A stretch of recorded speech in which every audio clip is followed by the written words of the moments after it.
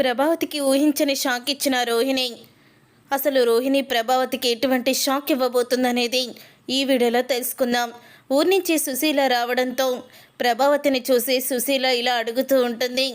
ఏంటి మా కోడలి ముఖం అలా వాలిపోయిందేంటి, అలా నీరసంగా ఉన్నావేంటి ప్రభావతి అని అడుగుతూ ఉంటుంది సుశీల. ఏం లేదత్తయ్య, నేను బాగానే ఉన్నాను అని అంటూ ఉంటుంది ప్రభావతి. అప్పుడే ఇక బాలు అయితే అది తన కొడుకు కోడలు అంటూ చెప్పబోతూ ఉండగా ఇంతలో మీనా అయితే మీరు ఆగుతారా అని అంటూ మీనా బాలుని చెప్పకుండా ఆపేస్తుంది. మీరు రండి అమ్మమ్మగారు, ఏం లేదులే, ఈయన ఎప్పుడు అలాగే మాట్లాడతారు కదా అని లోపలికి తీసుకువెళ్తుంది. సుశీలని తీసుకువెళ్ళిన తర్వాత అప్పుడే సుశీల అయితే అవును, ఇల్లేంటి ఇంత నిశ్శబ్దంగా ఉంది, ఏదో గొడవ జరిగినట్టు అని సుశీల అడుగుతుంది.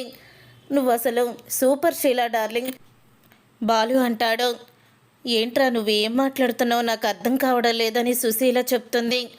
ఇంతలో ఇక సత్యం అయితే అమ్మ ఇప్పుడే కదా వచ్చావు, లోపలికి వెళ్ళి రెస్ట్ తీసుకుందురా అని రూమ్లోకి తీసుకువెళ్తాడు. తీసుకువెళ్ళిన తర్వాత రే సత్యం, ఇంట్లో ఏదో గొడవ జరిగిందని నాకు అనిపిస్తుంది, ఏం జరిగిందిరా అని అడుగుతుంది సుశీల. అప్పుడే సత్యం అయితే ఏం చెప్పమంటావమ్మా, మనోజ్ గారి దగ్గర మోసం చేసి ఒక అమ్మాయి డబ్బులు తీసుకువెళ్ళిపోయింది కదా, ఆ అమ్మాయి ఎప్పుడో మనోజ్ గారికి రోహిణికి కలిపి డబ్బులు ఇచ్చేసింది, వడ్డీతో సహా 45 లక్షలు కూడా ఇచ్చేసింది. కానీ ఆ విషయాన్ని రోహిణి మనోజ్ ఇద్దరు కూడా దాచిపెట్టి ఆ డబ్బులతో వాడు ఫర్నిచర్ షాపు కొన్నాడు. రోహిణి వాళ్ళ నాన్న పంపించాడని అబద్ధం చెప్పించింది మనోజ్ చేత. ఈ విషయం స్వయంగా ఆ మోసం చేసిన అమ్మాయినే తీసుకువచ్చి బాలుగాడు నిరూపించాడు. ఈ మనోజ్ గాడు ఎందుకు ఇలా తయారవుతున్నాడో అర్థం కావడం లేదు. మనోజ్ అనుకుంటే రోహిణి కూడా అలాగే తయారయ్యింది, నాకేమీ తెలియడం లేదమ్మా అని సత్యం బాధపడుతూ ఉంటాడు. ఇక ఇంతలో సుశీల అయితే రే సత్యం, నేను ఒక మాట అడుగుతాను, అసలు ఆ రోహిణిని పెళ్లి చేసుకునేటప్పుడే ఏమీ కూడా తెలియకుండా కేవలం తను కోటీశ్వరాలని ఒకే ఒక్క మాట చెప్పింది. వాళ్ళ నాన్న మలేషియాలో ఎన్నో కంపెనీలు రన్ చేస్తున్నాడని అంది. ఆ మాటతోనే నీ భార్య ముందు వెనుక ఆలోచించకుండా అది నిజమో కాదో తెలియకుండా పెళ్ళికి ముందే నీకు తెలియకుండా ఇంటిని తాకట్టు పెట్టి దానికి బ్యూటీ పార్లర్లు పెట్టించింది. ఆ తర్వాత డబ్బు తీసుకొచ్చి ఇచ్చేసిందనుకో, ఈ పెళ్ళయ్యి ఇన్ని సంవత్సరాల్లో ఏదో వాళ్ళ మావయ్య చుట్టపు చూపుగా అలా వచ్చి అలా వెళ్ళిపోయాడు తప్ప ఎప్పుడైనా నువ్వు మీ వియ్యంకుడితో మాట్లాడావా? అసలు మీ వియ్యంకుడి పేరన్నా నీకు తెలుసా? లేదో ఎవరికైనా చెప్తే నవ్వుతారా? వియ్యంకుడి పేరు కూడా తెలియకుండా కోడల్ని ఇంటికి తీసుకొచ్చుకున్నారంటే ఎవరు నమ్ముతారా అంటూ ఉంటుంది సుశీల. సుశీల అలా అనడం అంతా కూడా ప్రభావతి వినేస్తుంది. నీ భార్యకి కోట్లని చెప్తే చాలు, ముందు వెనక ఏమీ ఆలోచించకుండా పెళ్ళి కుదిర్చేసి రోహిణిని ఇంటికి తీసుకువచ్చింది. కానీ అసలు అన్ని కోట్ల ఆస్తుండి అన్ని కంపెనీలుంటే తన కూతుర్ని అలాగా అతను గాలికి ఎందుకు వదిలేస్తాడో, మళ్ళీ తర్వాత ఎందుకు మాట్లాడతాడో? మరి ఇప్పటి వరకు కూడా వాళ్ళ మావయ్య కూడా 1 లక్ష రూపాయలు కూడా ఇవ్వలేదంటే అసలు ఏంటి కారణం? నాకే ఇంత అనుమానం వస్తుంది, నీ భార్యకి అనుమానం రాలేదా? ఏదో ఒకటి సాకు చెప్తూనే ఉంటుంది ఆ కోడలు. ఇప్పుడు వాళ్ళ మావయ్య దగ్గర ఈ 45 లక్షలు తీసుకురమ్మని రోహిణికి చెప్పండి, తను ఏదో వంక పెడుతుంది, ఏదో వంక పెట్టి ఖచ్చితంగా తను మాట దాటేస్తుంది అని అంటుంది సుశీల. అప్పుడే సత్యమైతే నాకు ఏమీ అర్థం కావడం లేదమ్మా, గట్టిగా నేను నా భార్యని ఏమీ అనలేను, కోడల్ని ఎలా నిలదీస్తానంటాడు సత్యం. తరువాత ఇవన్నీ విని ప్రభావతి అయితే మా అత్తగారు అనుకోకుండా అన్నా సరే ఇదే కదా నిజం, నేను ముందు వెనుక ఆలోచించకుండా రోహిణి చెప్పిన మాటలు విని తను చెప్పిందంతా నిజమే అనుకొని నమ్మాను. కానీ ఇప్పుడు జరుగుతున్న పరిస్థితులను బట్టి అవన్నీ కూడా అబద్ధాలేమో అని నాకు కూడా అనుమానం వస్తుంది అని ప్రభావతి తనలో తానే అనుకుంటూ ఉంటుంది. ఇంతలో రోహిణి కిందకైతే వస్తుంది. కిందకి వచ్చిన రోహిణి మీనా కాఫీ ఇవ్వు అని అడుగుతుంది. అప్పుడే ప్రభావతి ఏంటి కాఫీ మీనా ఇవ్వదు, నువ్వే పెట్టుకొని తాగు అని ప్రభావతి అంటుంది. అప్పుడే రోహిణి రోజు మీనా కదా ఇస్తుంది, నేనేమి ఎప్పుడు పెట్టలేదు కదా అని రోహిణి అనడంతో ఇప్పుడు రూల్స్ మారిపోయాయి, నువ్వే కాఫీ చేసుకుని నువ్వే తాగు అని చెప్తుంది ప్రభావతి. ఏంటత్తయ్య మీరు, మీ కొడుకు కూడా ఈ తప్పులో భాగముంది కదా, ఏదో నేనే తప్పు చేసినట్టు నన్నే దోషిగా చూస్తారేంటి అని అడుగుతుంది గట్టిగా రోహిణి. అప్పుడే ప్రభావతి ఏంటి నోరు లెగుస్తుంది. అసలు నువ్వే దీనంతటికి కారణం. పెళ్ళైన ఎమ్మటనే మీ నాన్నని కట్నం డబ్బులు అడిగి తీసుకురమ్మనుంటే దాంతో బిజినెస్ పెట్టించేవాళ్ళం మనోజ్ చేత.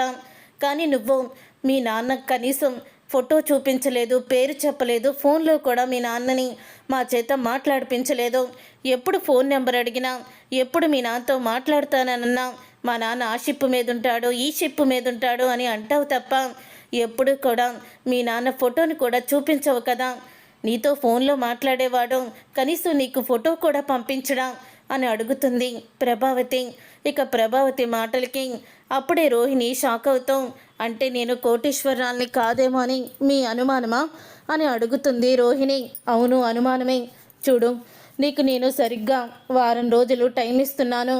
ఈ వారం రోజుల్లో మరి మీ మలేషియా మావిని అడుగుతావో నువ్వేం చేస్తావో నాకు తెలీదు. 45 లక్షలు మొత్తం కూడా నువ్వు తీసుకువచ్చి మా ముందు పెట్టాలి అని అంటుంది ప్రభావతి. ప్రభావతి అన్న మాటలకి రోహిణి షాక్ అయిపోతాం. మా మావయ్య ఎందుకు ఇస్తాడు, ఇవ్వాలని రూల్ ఏమన్నా ఉందా అని అడుగుతుంది. ఇవ్వాలి, ఎందుకంటే మీ నాన్న బిజినెస్ పార్ట్నర్ మీ మావయ్యే కదా, మరి ఆ మాత్రం డబ్బులు ఇవ్వలేడా అని అడగడంతో మా నాన్న లేనప్పుడు బిజినెస్లు ఎలా ఉంటాయి, తను జైల్లో ఉన్నాడు కదా అని రోహిణి అంటుంది. చెప్పాను కదా నువ్వేం చేస్తావో నాకు తెలీదు, నాకు మాత్రం వారం రోజుల్లో డబ్బులు కావాలి, లేకపోతే నేనేంటో చూపిస్తాను, చూసావు కదా కోపం వస్తే నేను ఎలా మారిపోతాను అంటుంది ప్రభావతి. అప్పుడే రోహిణి, అవునా సరే అయితే ఇప్పటి వరకు నేను కూడా చాలాసార్లు ఓపిక పట్టాను. మీరు ఇప్పుడు నన్ను కొట్టినా సరే మామూలుగానే నేను ఇక తీసుకున్నాను. కానీ ఇప్పుడు 45 లక్షలు తీసుకురమ్మని నన్ను ఇప్పుడు వేధిస్తున్నారు. అందుకని నేను కూడా ఒక నిర్ణయానికి వచ్చాను. మీరు గనక నన్ను మళ్ళీ కట్నం డబ్బులు కానీ మా నాన్న దగ్గరికి వెళ్ళి డబ్బులు అడిగి తీసుకురమ్మని కానీ నన్ను అడిగారంటే మిమ్మల్ని నేను గృహహింస చట్టం కింద పోలీసులు కంప్లైంట్ ఇచ్చి అరెస్ట్ చేయిస్తాను అని రోహిణి ప్రభావతికి దిమ్మ తిరిగే షాక్ ఇచ్చేస్తుంది. ఆ మాట విని ప్రతి ఒక్కరూ కూడా షాక్ అయిపోతూ ఉంటారు. మీ మాటలు రోజు పడుతూ తన పుట్టింటి వాళ్ళని ఎంత అవమానించినా, ఇంట్లోకి రానివ్వకపోయినా, తన బంధువులు వస్తే భోజనం దగ్గర నుంచి మీరు లేపేసి బయటికి గెంటేసినా సరే మౌనంగా భరించిన మీనాలాగా నేను సహనంగా ఉండను. మీనా అంత సహనం కూడా నాలో లేదో. ముందు వెనక ఏమీ కూడా ఆలోచించను. ఇలాగే నన్ను ఇబ్బంది పెడుతూ ఉంటే ఖచ్చితంగా పోలీసులకి మిమ్మల్ని అప్పచెప్తాను, మీ మీద కేసు పెడతానంటుంది రోహిణి. రోహిణి అలా అంటూ ఉండగానే అప్పుడే ఇక ప్రభావతి, నా మీదే కేసు పెడతావే అని అడుగుతుంది. అవును, ఏ చూస్తారా కేసు ఎలా పెడతానో? కేసు పెట్టాక మిమ్మల్ని జైలుకి తీసుకువెళ్తారు చూడండి, అప్పుడు తెలుస్తుంది ఈ రోహిణి నిజంగానే పోలీసులకి ఫోన్ చేసి నన్ను అరెస్ట్ చేయించిందని. ఖచ్చితంగా నా పేరు మీరు గుర్తు చేసుకుంటారు అంటుంది రోహిణి. ఆ మాట విని ఒక్కసారి సత్యమైతే, ఏంటమ్మా ఇదంతా? నిన్ను ఎంతో ప్రేమగా, కూతురు కన్నా ఎక్కువగా నిన్ను చూసుకున్న మీ అత్తగారిని అరెస్ట్ చేయిస్తావా? ఇది పద్ధతి కాదు అని అంటాడు సత్యం. ఏంటి పద్ధతి కాదా? ఒక పక్క కోడల్ని కట్నం తీసుకురమ్మని మీ భార్య వేధిస్తూ ఉంటే మీ భార్యకి చెప్పడం మానేసి నాకు చెప్తున్నారా అని అడుగుతుంది రోహిణి సత్యాన్ని. అప్పుడే ఇక మీనా అయితే రోహిణితో, రోహిణి అత్తయ్యని నువ్వేదైనా అనో, కానీ మావయ్య గారిని ఒక్క మాట అన్నావంటే మాత్రం చంప పగిలిపోతుంది. గుర్తుపెట్టుకో, నువ్వు గృహహింస చట్టం కింద పోలీస్ కేసు పెడితే మేమేమన్నా చేతులకి తాళ్ళు కట్టుకొని బిగించుకొని కూర్చున్నామనుకుంటున్నావా? నేను కూడా చెప్తాను, నువ్వు చేసిన మోసాన్ని కూడా నేను బయట పెడతాను. తను ఇలా చెప్పింది, మా అత్తగారు డబ్బులు తీసుకురమ్మని అడిగిందంతే, తనల్నేమీ హింసించలేదు అని. నువ్వు చేసిన మోసాల్ని కూడా మేమందరం కూడా బయటపడతాము. మేమందరం ఉండగా నువ్వు గృహహింస చట్టం కింద అత్తయ్యని అరెస్ట్ చేస్తే చేతులు కట్టుకొని నిలబడతామనుకుంటున్నావా అంటూ మీనా అయితే రోహిణికి దిమ్మ తిరిగే సమాధానం చెప్తుంది. ఇక అప్పుడే అక్కడే ఉన్న సుశీల అయితే, చూసావా ప్రభావతి, నువ్వు నెత్తిన పెట్టుకొని ఊరేగిన నీ కోడలు చివరికి నిన్ను జైలుకి పంపిస్తానంది. కానీ నువ్వు చీకొట్టి కోడలుగా ఇప్పటి వరకు కూడా అంగీకరించని మీనా నిన్ను కాపాడుకుంటానంటుంది. అది వీళ్ళిద్దరికీ ఉన్న తేడా అని సుశీల అంటుంది. చూసారుగా ఫ్రెండ్స్, రాబోయే కథలో ఖచ్చితంగా ఇలాగే జరగబోతుంది. మరి ఇలాగే జరగాలని మీరు కోరుకుంటే తప్పకుండా వీడియోని లైక్ చేయండి. మీరు చేసే ఒక్క లైక్ మాకు ఎంతో సపోర్ట్ని ఇస్తుంది.